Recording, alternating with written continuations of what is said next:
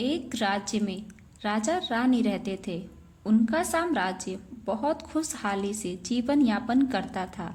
राजा रानी अपने प्रजा का बहुत ध्यान रखते थे, लेकिन उनके खुद की जिंदगी में एक अधूरापन था। उनकी कोई भी संतान नहीं थी। वे हमेशा चिंतित रहते थे कि उनके बाद उनके साम्राज्य को कौन संभालेगा। वहीं दूसरी तरफ नागलोक की रानी को भी कोई संतान नहीं थी। वो भी राजा रानी की तरह ही चिंता में डूबी रहती कि उसके बाद उसके नागलोक का क्या होगा। आए दिन कोई ना कोई नागमणि के लिए नागलोक पर हमला करता रहता। राजा रानी के साम्राज्य के समीप के ही जंगलों में एक पहुँचे हुए महात्मा रहते थे, जिन्होंने सालों साल तप करके सिद्धि प्राप्त की थी। वहाँ राजा रानी भी अपनी मनोकामना लेकर महात्मा जी के पास पहुँचे। महात्मा ने अपनी सिद्धियों और तप के बलबूते एक अभिमंत्रित फल तैयार किया और इस फल को महात्मा ने अपने आश्रम में रख दिया। रानी को इस फल को कल खाना था। राजा रानी अपने राज्य चले गए, कल फिर आने के लिए। बहुत ढूंढने के बाद उस इच्छाधारी नागिन को भी इस महात्मा के बारे में पता चला। नागिन ने इंसानी औरत का रूप रखकर एक साधारण औरत के रूप में महात्मा के आश्रम पहुंच गई और वहां महात्मा के सामने अपनी बात रखी। महात्मा ने नागिन को भी एक अभिमंत्रित फल दिया और उसे भी अपने आश्रम में रख दिया। उस नागिन यानी साधारण औरत से कल आने को कहा। नागिन भी वहां से चली गई। महात्मा ने दोनों फल को एक पास एक पत्थर पर रख दिया और खुद तपस्या में लीन हो गए। रात में तेज हवा के कारण एक फल यानी कि सेब नीचे जंगल के झाड़ियों में गिर गई। दुखतावश राजा रानी को पूरी रात नींद नहीं आई। वे दोनों सुबह होने से पहले ही जंगल के लिए निकल गए और सुबह होते होते महात्मा के आश्रम में पहुंच गए और वहां देखा तो पाया कि महात्मा जी तो आश्रम में तपस्या में लीन हो गए। वे आश्रम से बाहर आकर देखें तो उन्होंने पाया कि पत्थर पर एक सेब रखा था, तो उसे रानी ने झट से ले लिया। रानी को लगा कि महात्मा ने कल आकर फल यानी कि सेब लेने के लिए कहा था। शायद ये वही फल है। आखिर वे करते भी क्या? महात्मा जी तो तपस्या में लीन थे। राजा ने उनको उठाना ठीक नहीं समझा। उन्होंने सोचा कि महात्मा ने गुस्से में श्राप दे दिया तो वे दोनों चुपचाप अभिमंत्रित सेब लेकर अपने राज्य को चल दिए। रानी ने बिना कुछ सोचे समझे उस फल को खा लिया। उधर जल्दी जल्दी नागिन भी महात्मा के आश्रम में पहुंची। नागिन ने भी देखा कि महात्मा तो तपस्या में लीन है। इसने भी महात्मा के गुस्से और श्राप के डर से महात्मा को नहीं उठाया। महात्मा के कहे अनुसार फल यानी कि सेब महात्मा के आश्रम में खोजने लगी। बहुत ढूंढने पर भी नागिन को अभिमंत्रित सेब प्राप्त नहीं हुआ। नागिन ने कई दिनों तक आश्रम में रहकर महात्मा की तपस्या पूरी होने का इंतजार किया। महात्मा जी भी जंगल में अकेले रहते थे। नागिन दूर दूर जंगल में भटकती रही, लेकिन कहीं से भी महात्मा के तपस्या की अवधि कितनी है यह जान न सकी। नागिन को अपने नागलोक की चिंता सताने लगी। आखिर वह नागलोक की महारानी थी। अंत में हार मारकर नागिन ने वापस जाने का फैसला किया और वह उदास और रोती हुई नागलोक वापस चली गई। उधर राजा रानी का बहुत ख्याल रखने लगे। उनकी छोटी से छोटी चीज़ों का ख्याल रखते, उन्हें बार बार वैद्य को दिखाते रहते। आखिर कुछ महीनों के बाद रानी गर्भवती हुई। अब तो हर ओर खुशी का माहौल था। राजा ने अपने पूरे साम्राज्य में चांदी के सिक्के बंटवाए। राजा रानी के खुशी का तो ठिकाना नहीं रहा। वे दोनों एक एक दिन बच्चे के इस दुनिया में कदम रखने का इंतजार करने लगे। मंदिर मस्जिद में माथा टेकते, वैद्य को दिखाते रहते। कुछ महीनों के बाद वैद्य ने रानी को चेक किया तो वे स्तब्ध रह गए। उनके पसीने छूटने लगे। राजा ने उनके आश्चर्यचकित होने का कारण पूछा तो वे कहने लगे कि ये एक इंसान का बच्चा नहीं बल्कि किसी जानवर का अंश लग रहा है।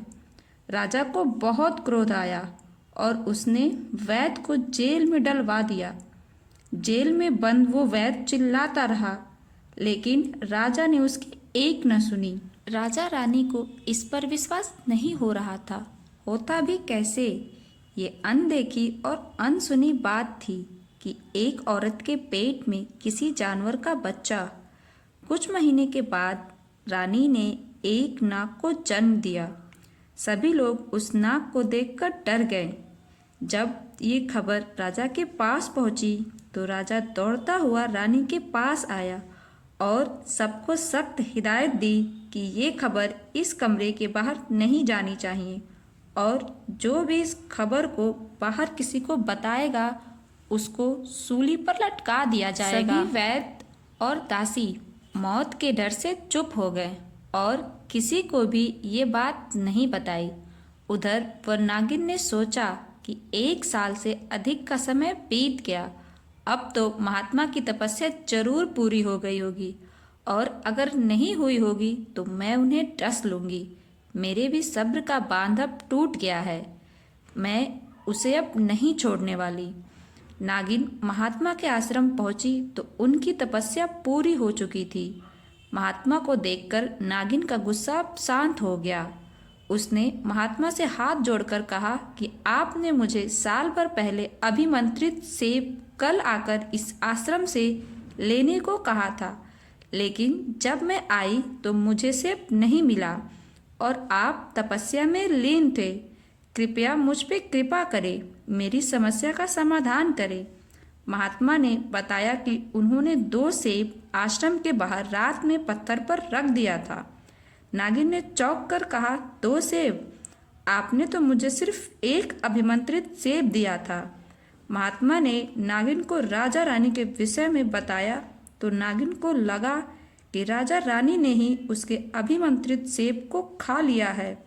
आखिर दूसरा कौन आ सकता है इस खतरनाक जंगल में? महात्मा ने अपने दिव्य दृष्टि से देखा तो उन्हें सारी बात पता चली कि ये तो एक नागिन है और राजा रानी ने इसके फल को गलती से खा लिया है। और अगर मैं इसे बताऊंगा कि रानी ने एक सर्प को जन्म दिया है तो ये राजा रानी को डस लेगी, तो हमारे प्रजा का क्या होगा? इसीलिए कुछ सोचने के बाद महात्मा ने नागिन से झूठ कहा कि तुम्हारा अभिमंत्रित सेब अब भी उस तरफ झाड़ियों में है, लेकिन अब उसे खाने से कोई फायदा नहीं। नागिन ने दूसरा अभिमंत्रित सेब देने के लिए कहा तो महात्मा ने कहा कि अब तो ये संभव नहीं। मैं सिर्फ एक नारी को एक भारी अभिमंत्रित फल दे सकता हूँ। नागिन इससे पहले कि अपनी असली रूप में आती और महात्मा को डस लेती, महात्मा वहाँ से गायब हो गए। एक बार फिर नागिन के हाथ कुछ नहीं लगा और वह मायूस होकर तिल मिलाती नागलोक वापस चली गई। उधर राजा रानी के महल में रानी के कमरे में सभी नाग से डर रहे थे, लेकिन रानी उस नन्हे से नाग से नहीं डरी। उसने उस बच्चे को अपने गोद में लिया और उसे दुलारने लगी और जैसे ही रानी ने उसे अपना दूध पिलाया तो वह नाग इंसान के बच्चे में बदल गया। यह दृश्य देखकर सभी स्तब्ध रह गए। अब तो हर ओर खुशी की लहर दौड़ गई। हर ओर जश्न का माहौल था। दिन भर जश्न के बाद जब राजा रानी अपने बच्चे को लेकर अपने कमरे में आए तो वह फिर नाग में बदल गया। अब तो हर रोज यही होता। वह बच्चा दिन में इंसानी बच्चा रहता और रात में नाग का बच्चा बन जाता। इसकी खबर राजा रानी ने किसी को नहीं लगने दी। उधर नागलोक पर किसी ने नागमणि के लिए हमला कर दिया। नागिन पूरी तरह से टूटी हुई थी, उदास थी और वह इस हमले को संभाल न सकी। नागमणि लेकर नागलोक से भाग गई। राजा के दरबार में नौकरानी की जरूरत थी। वह नागिन भी छिपकर भेष बदलकर नौकरानी के कपड़े पहनकर महल में घुस गई। इत्तेफाक से उसे रानी की दासी बनाई गई। वह बच्चे के लिए इतना तरस गई कि रानी के बच्चे को देखकर उसको बहुत प्यार आता। वह उसे खिलाती पिलाती, उसका एक माँ की तरह ख्याल रखती। रानी भी बहुत खुश रहती कि चलो मेरे बच्चे को दो दो माँ का प्यार मिल रहा है। लेकिन शाम होते ही रानी बच्चा अपने कमरे में लेकर चली जाती और बाहर सुबह ही निकलती। वह नागिन जो अब दासी बनी हुई थी, किसी तरह सोचती कि मुझे रात में बच्चे की झलक दिख जाती तो मैं चैन से सो सकती। लेकिन तमाम कोशिशों के बाद भी वह रानी के बच्चे को नहीं देख पाती। लेकिन कुछ दिनों के बाद उसे शक होने लगा कि आखिर रानी ऐसे क्यों करती हैं, कमरे को पूरी तरह से पैक क्यों कर देती हैं और तो और रात में कभी भी बच्चे की रोने की आवाज़ भी नहीं आती। एक दिन वह दासी नागिन का रूप रखकर रानी के कमरे में घुस गई और वहाँ बच्चे की जगह रानी के गोद में नाग देकर स्तब्ध रह गई और वह रानी का बच्चा ढूंढने लगी। लेकिन उसे वह बच्चा कहीं नहीं दिखा। इतने में रानी राजा से कहने लगी कि आखिर हम कब तक इस राज को छिपा कर रखेंगे कि हमारा बच्चा दिन में इंसान और रात में नाग बन जाता है। हमें उस महात्मा के पास जाना चाहिए जिन्होंने हमें अभिमंत्रित सेब खाने के लिए दिया था। राजा ने कहा ठीक है, हम सुबह ही उस महात्मा के पास चलेंगे। यह सब बातें नागिन कोने में छिपकर सुन रही थी और वह तुरंत समझ गई कि महात्मा ने उससे झूठ बोला था। मेरा सेब इस रानी ने खा लिया है और रानी का अभिमंत्रित सेब वहीं पर गिरा हुआ है। इससे पहले कि नागिन राजा रानी के सामने आती, वहां उस महल में नागलोक पर हमला करने वाले सपेरे आ पहुँचे और राजा के मंत्रियों से कहने लगे कि इस महल में एक इच्छाधारी नागिन रहती है। और सभी मंत्री डर गए क्योंकि महल में कई बार नागिन को देखा गया था जो पल भर में ही गायब हो जाती थी। मंत्रियों ने सपेरे को अंदर आने दिया। नागिन सपेरों की बीन सुनकर खुद पर काबू न कर सकी और राजा रानी के कमरे से जैसे तैसे बाहर निकली। वह जहाँ भी महल में छिपती, उससे पहले वहाँ बीन की आवाज़ पहुँच जाती। फिर भी नागिन जैसे तैसे बिना किसी की नज़र में आए महल से भाग गई और छिप छिपाकर महात्मा के आश्रम पहुँच गई, महात्मा को डसने के लिए, क्योंकि महात्मा ने नागिन से झूठ बोला था। नागिन के बदले से आखिर कौन बच सका है। राजा रानी भी वहाँ पहले ही पहुँचे हुए थे। नागिन भी छिपकर इनकी बातें सुनने लगी। राजा रानी ने महात्मा को अपने बच्चे के बारे में बताया तो महात्मा ने भी रानी को कहा कि आपने भी एक नागिन के अंश वाला अभिमंत्रित सेब खाया था और आपका अभिमंत्रित सेब हवा के वेग से जंगल के झाड़ियों में जा गिरा। लेकिन अब तो कुछ नहीं कर सकते। अगर 5 सालों तक आपने यह राज लोगों से छिपा कर रखा तो अगले ही दिन ये पूरा इंसान बन जाएगा, क्योंकि ये एक इंसान के गर्भ से जन्म लिया है।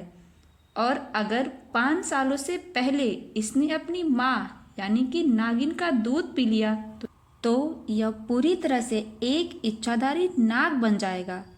राजा रानी ने महात्मा को प्रणाम किया और रथ में बैठकर महल की तरफ निकल पड़े।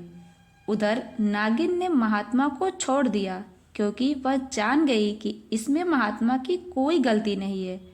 और नागिन ने अपने मन में ठान लिया कि मैं अपने बच्चे को लेकर रहूंगी और राजा रानी को भी नहीं छोड़ूंगी। और अब तो वह जल्दी जल्दी राजा रानी के रथ के पीछे रेंगने लगी, लेकिन उनको पकड़ न सकी। राजा रानी अपने महल पहुंच गए। नागिन ने छिपकर महल में प्रवेश किया। अब सपेरे भी वहां से जा चुके थे। नागिन फिर दासी का वेश रखकर रानी के कमरे में पहुंची तो रानी ने अपना बच्चा देने से मना कर दिया। रानी अब अपने बच्चे का ख्याल पहले से ज़्यादा रखती और अपनी आँखों से एक पल के लिए भी उसे ओझल नहीं होने देती। ऐसे ही कई दिन बीत गए। नागिन चाह कर भी बच्चे को छू नहीं पा रही थी। दूध पिलाना तो बहुत दूर की बात थी। कुछ दिनों के बाद बच्चे की तबीयत बिगड़ने लगी। उसे बहुत तेज बुखार चढ़ गया। वैद्य ने औषधि दी और कहा कि अगर बच्चे का बुखार कम नहीं हुआ तो उसकी आंखों की रोशनी कमजोर हो जाएगी। बुखार कम होने के बजाय और बढ़ता ही जा रहा था। दूर दूर से वैद्य बुलाए गए, लेकिन कोई फायदा नहीं हो रहा था। आखिर हुआ वही जिसका डर था। बच्चे की आंखों की रोशनी जाने लगी। कुछ ही दिनों बाद बच्चे की आंखों की रोशनी पूरी तरह से चली गई। राजा रानी, वैद्य और वह नागिन कुछ न कर सकी। वैद्य ने बताया कि अगर कोई अपना आँख दान कर दे तो बच्चा फिर से देख सकता है। नागिन कुछ कहती इससे पहले रानी बोल पड़ी कि मैं अपनी आँख अपने बच्चों को दूंगी। राजा उसे समझाने लगे कि रानी, आपका सिर्फ यही एक बच्चा नहीं बल्कि पूरा साम्राज्य आपके बच्चे के समान है। उनका ख्याल कौन रखेगा? मैं आपकी ये हालात देखकर टूट जाऊंगा। हमारी प्रजा पूरी तरह से बिखर जाएगी। कुछ सोचने के बाद रानी ने अपनी एक आँख देने की बात की। बहुत विचार विमर्श करने के बाद राजा मान गए। उधर वह नागिन यह सब देखकर स्तब्ध रह गई कि राजा रानी यह जानते हुए कि यह उनका बच्चा नहीं है, फिर भी उसके लिए रानी को अंधा होना भी मंजूर है। नागिन ने बच्चे को गोद में लेकर भी उसे दूध नहीं पिलाया और राजा रानी की करुणा दया अपने बच्चे के लिए इतना प्यार देखकर उसने राजा रानी को क्षमा कर दिया और बच्चा रानी के हाथों में दे दिया। अगले ही दिन हिमालय पर्वत से एक पहुँचे हुए महात्मा महल में आए और बच्चे के आँखों की रोशनी वापस लाने का दावा करने लगे। द्वारपाल उन्हें बड़े ही इज्जत से महल में ले गए। राजा ने उसे अपने बच्चे को दिखाया तो महात्मा कहने लगे कि उनके पास एक ऐसी चमत्कारी औषधि है जो बच्चे की आंखों की रोशनी वापस ला सकती है।